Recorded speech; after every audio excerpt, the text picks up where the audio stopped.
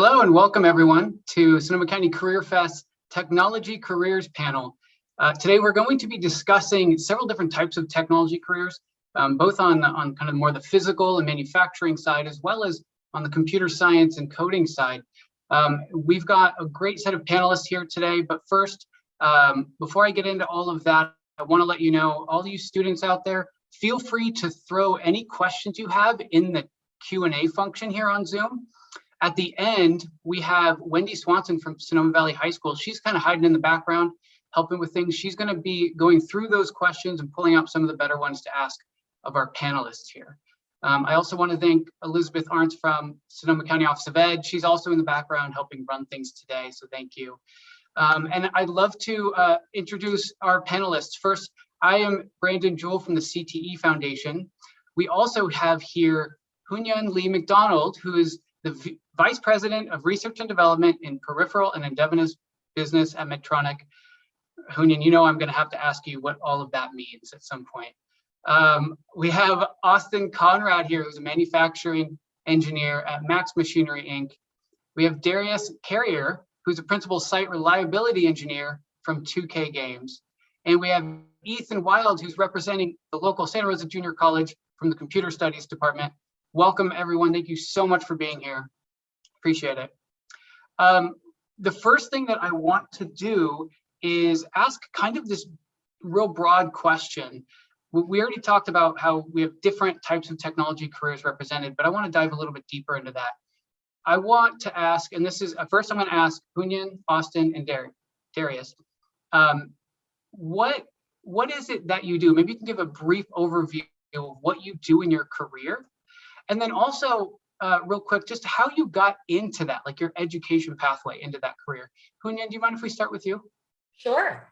First of all, happy to be here. So certainly thank you for hosting and allowing us to be here to share some of our insights. So my name is Hunyan, as Brandon had alluded. I am the Vice President of Research and Development for our Peripheral Vascular Health Operating Unit. So it's certainly a mouthful. So within Medtronic, which is about a 90,000 plus employee-based organization, I run one of the operating units. We are broken out into 20 separate, almost like these standalone businesses. And the business unit I'm responsible for really focuses on the peripheral vasculature. So think of it as veins and arteries. We've got folks that focus in on like the heart, the brain, the spine, et cetera, but we're the arteries and veins group. We develop medical devices to effectively affect blood flow. So oftentimes that's opening up your arteries so you have good blood flow, or in other cases, it's closing off blood flow, typically in your veins, to make sure that you don't have significant amount of blood pooling in areas that causes additional health issues. So my career path here, I've been with the organization 14 plus years. I've been within R&D the entire time in different roles. I have a chemical engineering background, but I started my early career in the pharmaceutical industry. But as you gain experience running large capital programs and new product introductions, I segued into medical devices, doing new product introductions also. In my current role, I'm responsible for about a team of 150 engineers delivering on a pretty wide variety of products to open up, like I mentioned, the arteries and veins, or to close those off. And my team executes on everything from early innovative product ideation all the way to what we call sustaining programs. So products that are in the field, ensuring that we have product continuity there. Wonderful. Thank you so much. Austin, I'm going to go to you next. Could you give a brief overview of what you do as an engineer and then how you got into that role? Absolutely.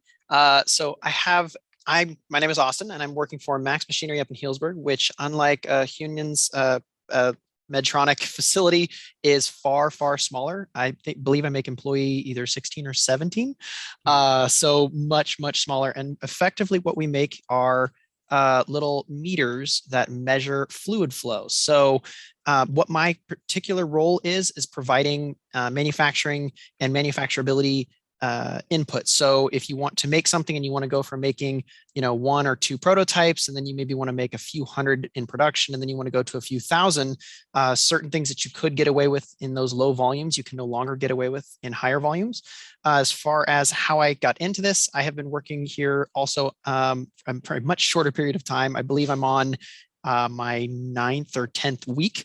I just graduated in December, and that was at Cal Poly in San Luis Obispo. And I actually started at the JC here in Santa Rosa, spent 4 years there, and then transferred over to Cal Poly in San Luis Obispo. So educationally, it's a master's in mechanical engineering with a double concentration in manufacturing and mechatronics. So how to make stuff, and then how to make things make stuff.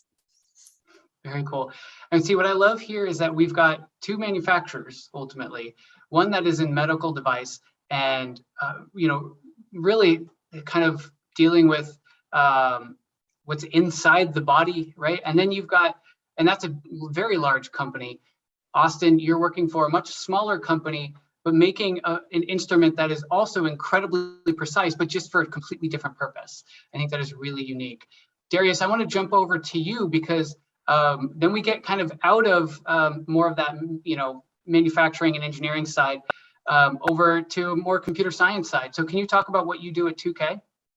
Absolutely. Yep. I'm Darius Carey, as mentioned. I'm a principal site reliability engineer at 2K. How that manifests itself is I'm basically an engineering manager for 4 SREs at 2K. My team is responsible for the core gaming platform, which is basically services for logging into a multiplayer game, leaderboards, matchmaking, things like that. We also handle the website properties. So if you've ever gone to wwe.2k.com or nba.2k.com, my team is responsible for keeping those websites up and performant. And we also work on the analytics pipeline. So analyzing data science, that type of work. On a day-to-day, effectively what an SRE does is writes code, tries to define reliable architecture for servers and the services that run on top. And we love to increase performance for those services. The way I got into this position is I received my degree in computer information systems with a emphasis on networking and a minor in business administration. I actually started my career as a pre-sales engineer and then transitioned into full-time engineering over around a 2 to 3 year time span. I've been at 2K for around a year now, so pretty new for me as well. Not 9 or 10 weeks, but still pretty new. So. Are you yourself a gamer, Darius? I am, yeah. I'm into PGA 2K21 right now because I can't golf in real life, so I have to do it virtually. Yeah. Now, thank you so much. Ethan, I'm going to jump to you now because unlike the others that are working in the industry, you are helping train the next generation of those who are going into the industry, right? But I do want to hear how you got into that position that you're in right now. Like what does your job pathway look like, and what does your education pathway look like? Sure, thank you. Yeah, I have been teaching in higher ed since 2001. I came to Santa Rosa Junior College 6 years ago. But I came from, and I still am active in the industries that I teach in. My focus at the computer studies department at SRJC is on the web development program and the game development program. And I basically come from my own education in creative fields. I have an undergraduate degree from UC Santa Cruz in art history, in architectural history, in fact. And I have a graduate professional degree from Cal in architecture. I have a master's in architecture degree. But since I was 12 years old and stumbled into a basic programming class over summer break in San Francisco at the Exploratorium, I have been fascinated with using computers. And I found a space for myself in my professional career to take my interest in programming and coding in a creative direction by building interactive experiences. And so in my own professional studio that I started in 1996 called Mediatrope, opportunity to build a company that built mobile applications and interactive games and websites for Fortune 100 companies and museums around the world and all sorts of different clients. And it's always been my interest to look at how humans can use computers in creative ways, like at Darius's company, to have multiplayer games over the internet, which is just like a phenomenal development of civilization. If you think about a symphony orchestra as a of human development, where all these people can play composed music together, software development and the things that people do with software and computer technology, like Hanyan at Medtronic, like Austin with his mechanical engineering and mechatronics background, and like Darius at 2K, we're all leveraging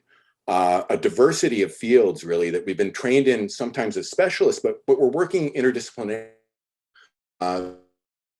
methods across fields. A phrase that I just want to share with everybody is a T-shaped person. And that's a person who has some really deep knowledge in a particular field, a particular discipline, but they also have broad knowledge and a facility for working across disciplines. And everybody here represents a field that takes some core technical knowledge, but then applies it in a way that requires knowledge about medicine, knowledge about the mechanical world and fluid engineering, or knowledge about video game development. And so for me, I love teaching new students how to take programming, how to take coding as kind of a form of creative writing, to take coding into new spaces that allow us to explore new human experiences. And we see that now with Web3 and crypto and all of these phenomenal developments that are supported by computer technology. Thank you, Ethan. Yeah, I love what you're saying there about how we have all these different types of what we're just kind of categorizing as technology careers right here on this panel. But in all of our jobs, we kind of all cross over in some way, right? Like there is no major manufacturing without people who have written code behind the machines that are doing the manufacturing, and the people that are running it day in, day out to make sure that everything is running perfectly. And then there are always going to be those individuals that need to maintain all of that to make sure everything's running properly. I think that there's so much crossover when you're talking technology careers. I think that's a great point that you made, Ethan. Now, I do want this question is going to be more for that kind of more physical and manufacturing side. So Hanyan and Austin, you both are working in manufacturing and focus more on that mechanical side of the technology industry. What interests and skills do you think are most important in your field? Austin, I'm going to go with you first this time. Perfect. I would say there's a couple of those that I find have been very, very advantageous thus far. And though I've just recently graduated, I do have some internship experience where this has also played a role. I grew up in an automotive background, so I grew up in a shop working on cars and very much from a maintenance perspective. And when you take a lot of things apart, frequently you find yourself taking things apart and you go, why did you put a bolt there? And why is this like that? And I don't have the largest hands, and yet I can barely get into that thing. How on earth is someone bigger than me going to get to it? And as time goes on, more and more of those things could pop up. So then when you find yourself in the workforce trying to solve problems, that experience combined with another one, which is just a desire to kind of learn it, just a curiosity of how does that actually work? When you see something like this and you want to try to take it apart, well, why does that look the way it does? And why is this shape? And why is it right there and not over here?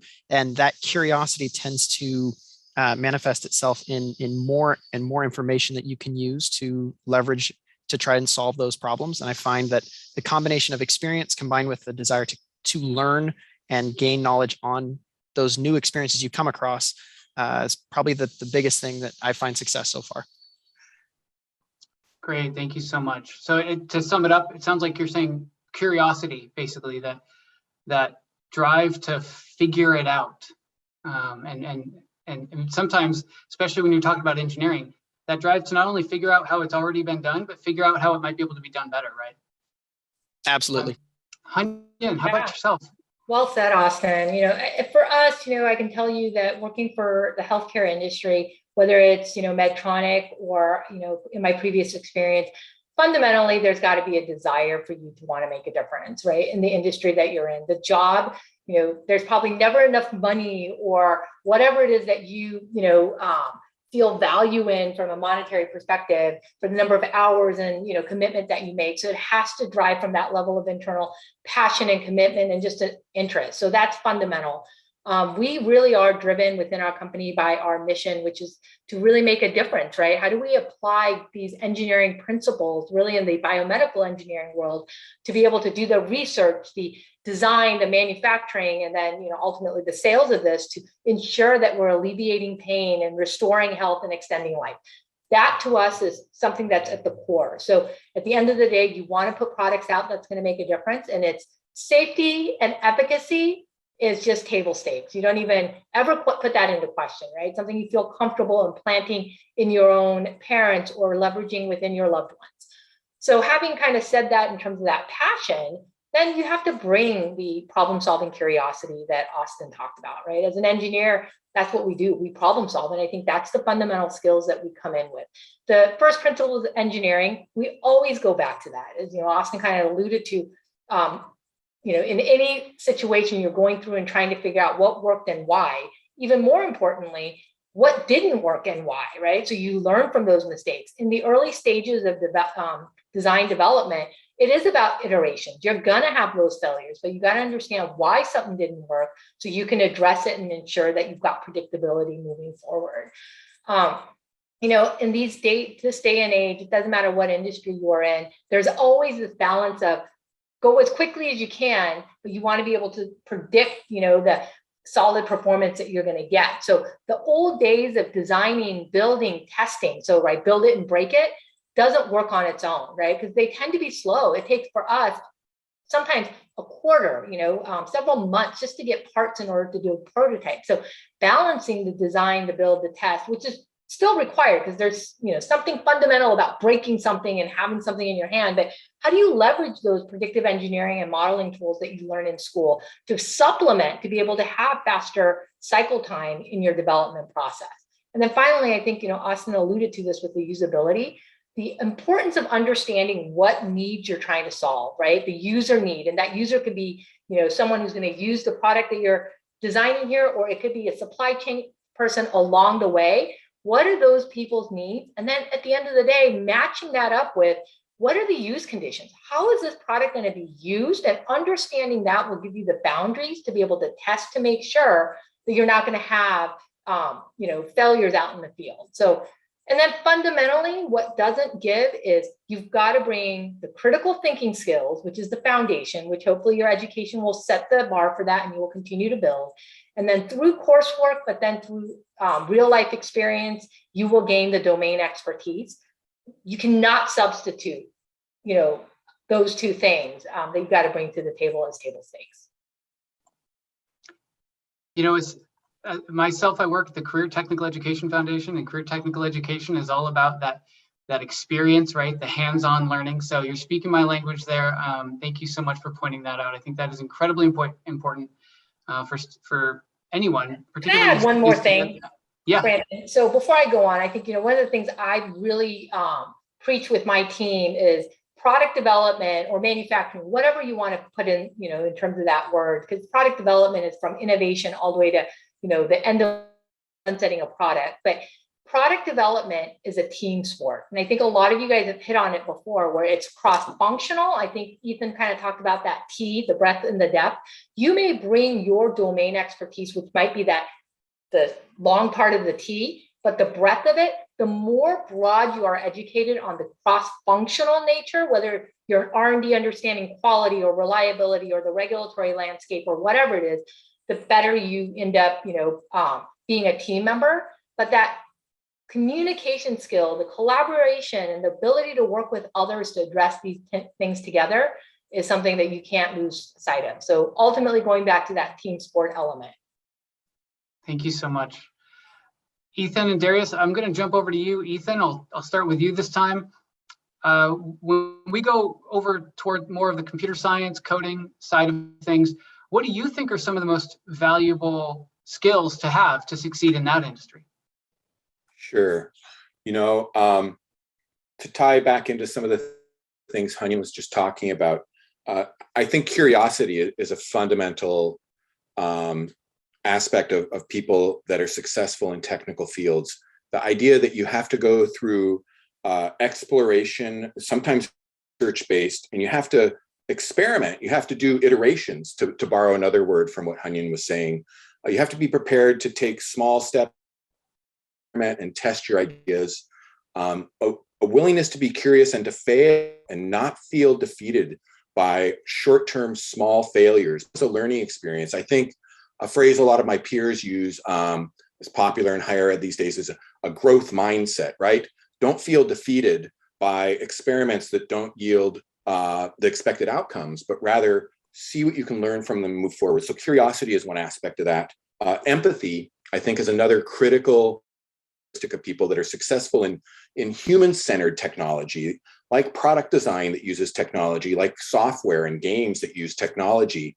You want to be focused on not the machine so much as the user experience of the person using the game or using the tool or using the medical device. So I think if you have an interest in that connection, that nexus between people and computers, the feeling of empathy for the people that you're building things for, you'll be successful. And then the final one would be communication. Again, all of this is team-based. You want to be a domain expert in something that you're passionate about, but you want to have some broad understanding of other important disciplines that are supported in your teammates that are in their deep knowledge base. So I think those would be my things: curiosity, empathy, and communication. Great. Thank you. Thank you so much. I'm hearing the same one, so some of the same skills over and over again. Darius, let's hear from you. What do you think? Yeah, I don't think I'll switch up the same ones too much. I'm probably going to be preaching to the choir, but I do have one that's a little bit different. For me, like in order from most important to least important, or not as most important, the first one would be communication. Computer science is very complex, and if you can clearly communicate complex ideas to others in a simple way, it means you fundamentally understand the problem space and you really scale your team. Your communication patterns need to follow like a linear and consistent pattern so people can understand it. And then when you pair that with being patient and empathetic, you become really effective at your role.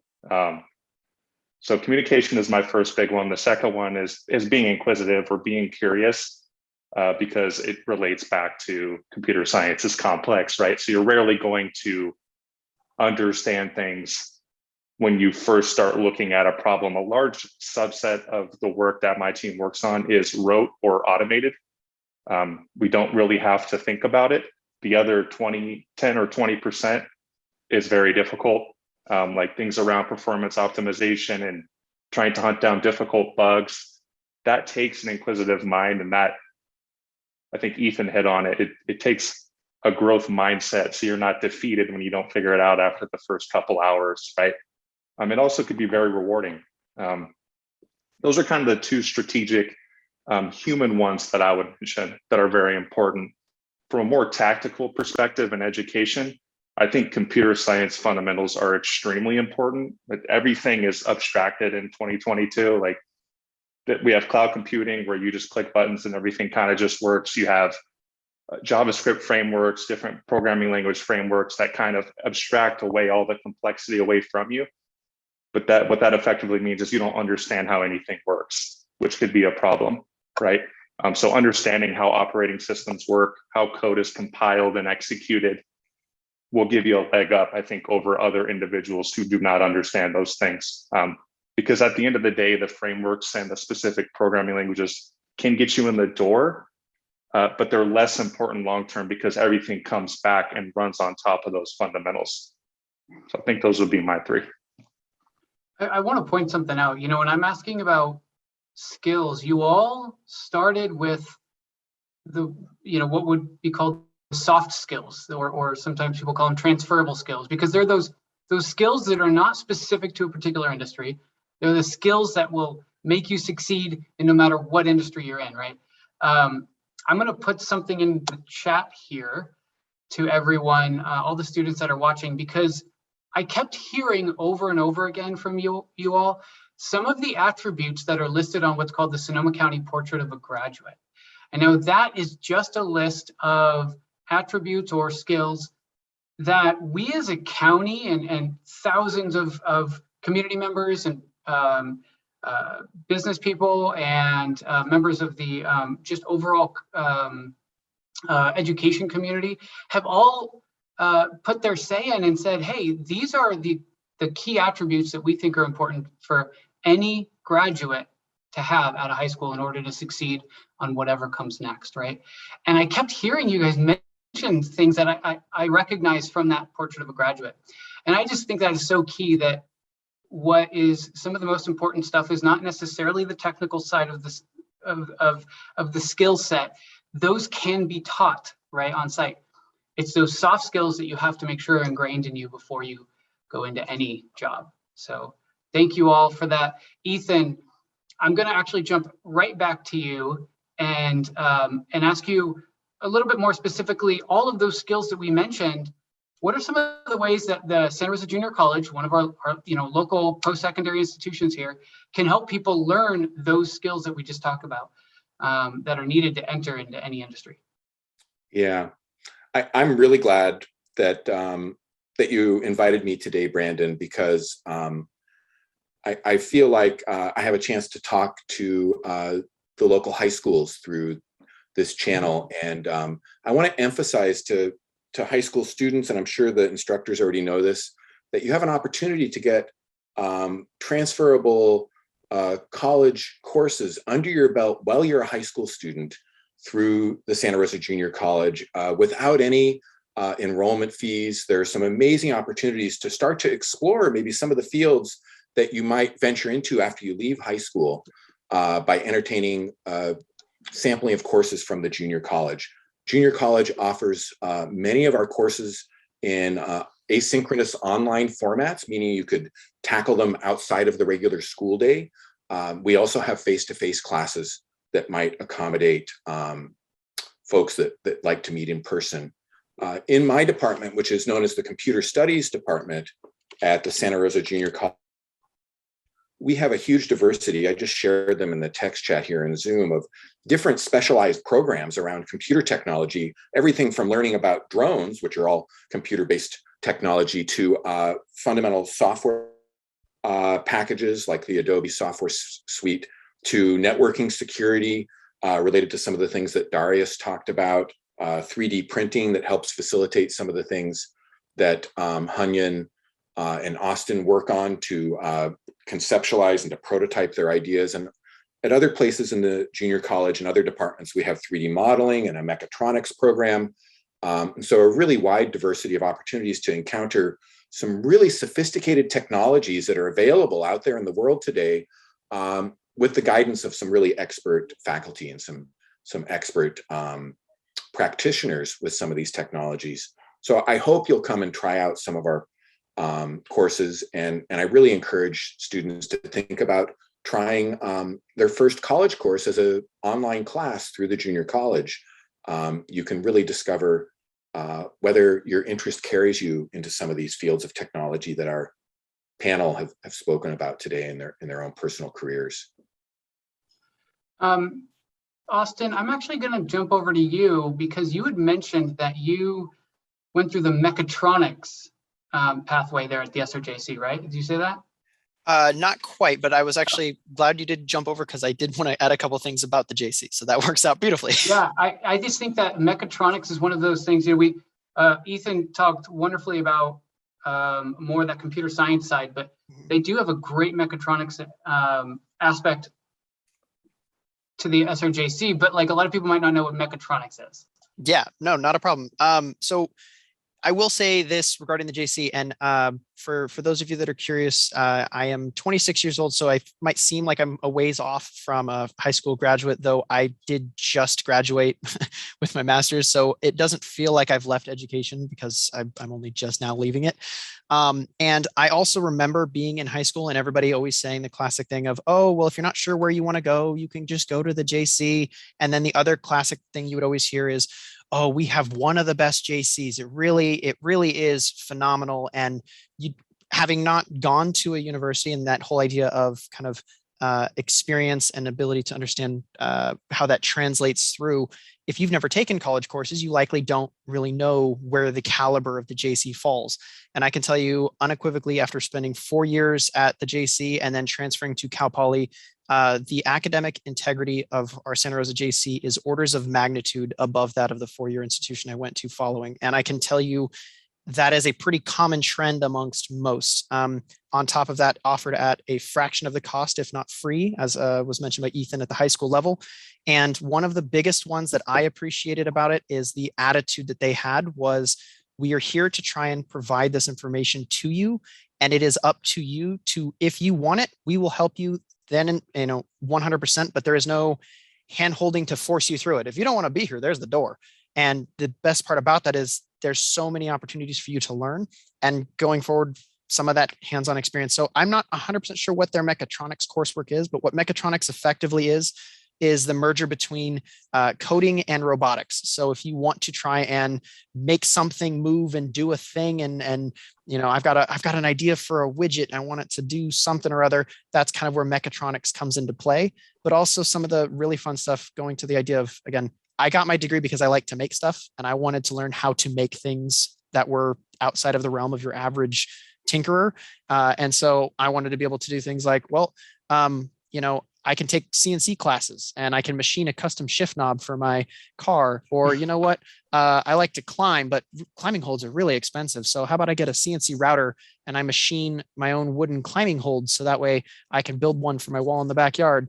Those are things that you can develop, and skills that the JC will be able to provide, that are not just fun for your own education, but then translate to a working thing when I need to have a conversation about, how do I adjust the manufacturability of a housing like this so we can reduce costs? Well, I need to know how to reduce cycle time. Well, I probably have to program quite a bit to be able to understand what factors impact cycle time. And those are all things that the JC has. CNC classes, they have programming classes, they have CAD classes, and then some, all of which you can take as a high school student.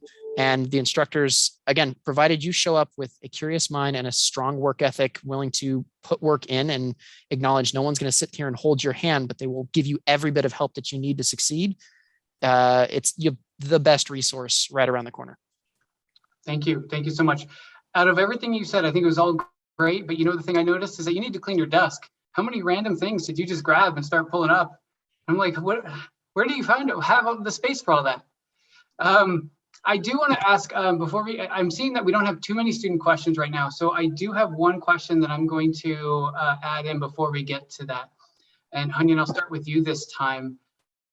Real quickly, maybe just like a minute or so each, I'd love to hear where you see your industry going over the next 5 or 10 years, because the students that are watching this, they're not in the industry yet. They're going to be the future of that industry. So what would that look like for the high school students that enter the industry in, anywhere from 2 to, 10 years? Yeah, I mean, digital, right? I mean, it's the AI and all the data analytics that are out there. It's the applicability in almost every industry, including healthcare, is tremendous. There's just so much data out there to be mined. Obviously, there's HIPAA regulations that we have to get through, but how can we harness that to make our patients, diagnostics better? And then if you can diagnose sooner, then you can try to get through the actual surgical procedures or any actual remedies in a less, maybe severe or invasive manner. And when you do actually have to do some of those invasive maneuvers, how do you come out on the other side to ensure that there's proper follow-up and checkups and continued touch points to ensure continued success? Bariatrics is an area that I think about all the time. My old role before this peripheral vascular world, we talked about, the bariatric surgery. I spent a lot of time looking at, is there a surgical tool that can make that surgery more successful? And it ultimately came down to, wasn't about the tools. It was about getting the right people into that pool and having surgery as an option. But the vast majority of the problems started way before anyone gets into the surgical state. And if you do identify the right people for the surgical candidacy, they all revert back because they don't have the mechanism in place afterwards to truly address the problem, which was probably not a surgical issue, to ensure that you have continued success. data can play so well into that, right? And there's just so many other arenas that this can play into, whether it's diabetes or, the cardiovascular space we all operate in within the Medtronic family, et cetera. So I think that's certainly the landscape that's changing, and very quickly. I'm on mute. Apparently it's my first time running a meeting. Darius, I'm hoping to jump over to you. What do you think, especially in the gaming and coding world, what do you think is good, the next 5 or 10 years is going to look like? Yep. From the video game side, I think the games will continue to leverage live services, and multiplayer will grow beyond what it is now. I think multiplayer is still at a relatively low scale, really also based on how many humans we have in the world and how many people like video games. It can be in one game at one time. So I think there'll be a continued need for a common scalable gaming platform as those things grow. On the computer science side, I mentioned it earlier, but those rote and automated tasks will continue to grow as the industry learns how to solve more and more problems through software. And we'll have to continue to try and solve more edge cases. The beautiful thing about software and servers is that the more code you write or the more automation you implement, the more bugs you get to solve. Software equals bugs. So those are probably the two main things I see happening in the next 5 to 10 years. Great, thanks, Darius. Ethan, jumping to you. Sure, I'll go on the side of the connection again between people and computers. I think we're going to see more and more advances in alternative forms of input from people into computers. We already see things like Alexa with voice. Voice will be a very sophisticated interface for computers soon in some really astonishing ways with the advent of more advanced machine learning models around language. I think we're also going to see in the form of output a greater and greater prevalence of useful VR experiences with the advent of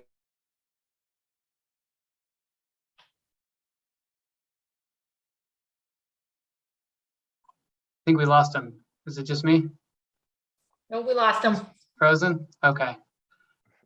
Well, Ethan, if you can hear us, we're going to move on because you're frozen on our screen. Austin, let's jump over to you. What do you see as the future in the next 5, 10 years and the type of technology and engineering that you do?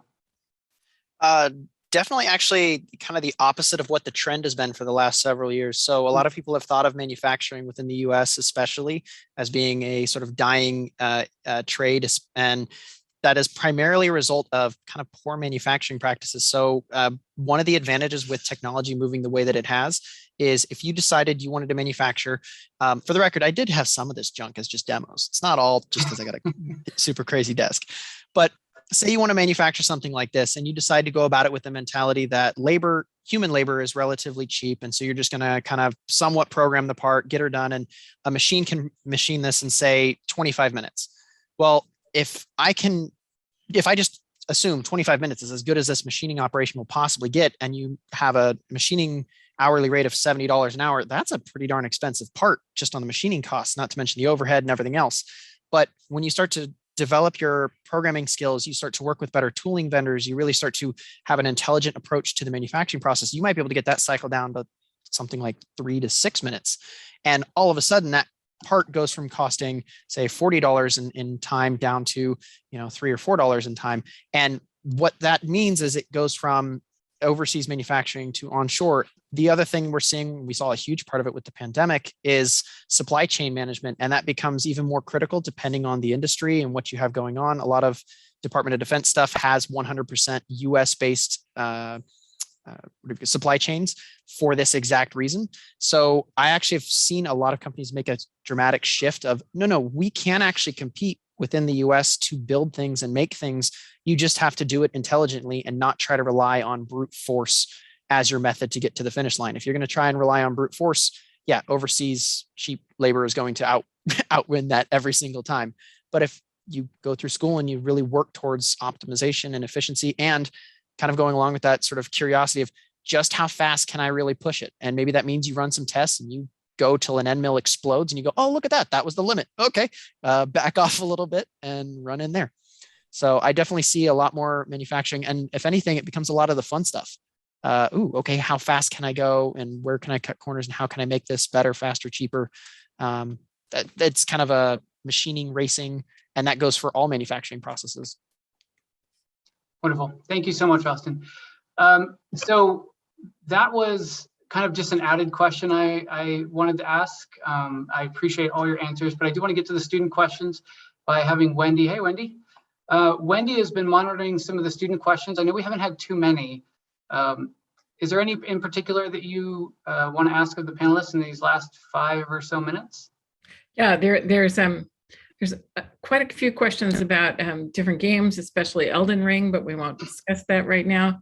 But one student asked, I think really for you, Ethan, is do you have suggestions for good entry-level positions for somebody interested in computing? Sure. Well, I think some of the other panels have already mentioned computers are involved in everything today.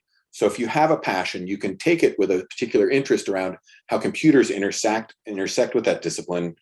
But for instance, for folks who are interested in developing their careers quickly, the junior college offers a number of certificates in things like IT support and web development that have really very positive job prospects. There's large numbers of jobs available in those fields, and you can develop your skills in those fields from an entry-level career path. And my personal recommendation to everybody interested in technology is anticipate that you may have continuing education, that technology continues to evolve, particularly around computers and coding. And so you'll find yourself having to continue to learn about your own field as you stay in it. And so I see a pattern of education and working in some of my students at the junior college that represent a pattern of going from a certificate to an entry-level job. Well, you might pursue a 2-year associate's degree and then advancing your career that way, and perhaps then moving into a 4-year degree to further advance your opportunities. You know, I just also wanted to mention, I'm really happy that you mentioned taking some SRJC courses at the same time as you're in high school, and to let students out there know that go to your college and career center, talk to your college counselors, your career counselors there, and we can always help you register for some JC classes too. Also that I moderated the environmental careers panel earlier today, and I wish I could see like a mosh pit of computer programmers and environmental folks figuring out solutions to the climate crisis. You guys need to get together. There is there are some startups using drones in some astonishing ways. For example, in Canada, there's a company using drones to reforest burned areas with plantings that they drop from the sky in drones. There's also drone companies locally that can do a lot of different surveys of farms and vineyards to make sure that they're not overwatering and things like that for water conservation. So, are there any other questions, Wendy? Nope, that's it. There's quite a few about Elden Ring, but all right. Well, then we'll take this time to say thank you to all of the panelists. Hanyan, Austin, Ethan, Darius, thank you all so much for joining us today and giving your experiences and helping provide some of your expertise for the students that are really kind of starting to figure out what they want to do going forward. So we appreciate it. Thank you.